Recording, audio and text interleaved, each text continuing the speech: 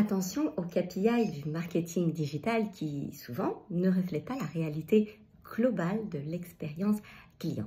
Je m'explique à travers un exemple. Si on va voir votre community manager, il va vous dire « j'ai d'excellents KPI parce que je reçois beaucoup de commentaires, j'ai donc de l'engagement sous mes posts. Je suis très content, nous sommes performants. » Quand on va regarder les commentaires, on va se rendre compte que les commentaires, c'est prix. Vous allez me dire, oui, mais il y a de l'engagement.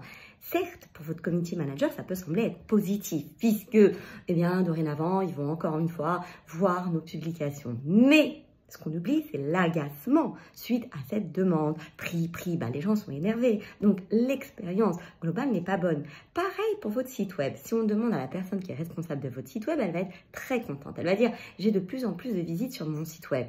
Or, les gens visitent le site web parce qu'il y a eu un problème avec le téléphone ou bien parce que les gens sont vraiment mal polis en boutique, donc ils n'ont pas le choix si ce n'est d'aller sur votre site web. Voire, votre responsable va vous dire on a d'excellents chiffres, les gens passent beaucoup de temps sur notre site web alors qu'en réalité, ils y passent du temps parce qu'ils ne trouvent pas l'information et donc sont agacés. On ne peut pas déconnecter les KPI du marketing digital des autres KPI. On ne peut pas déconnecter les KPI des nouvelles technologies, de l'expérience globale.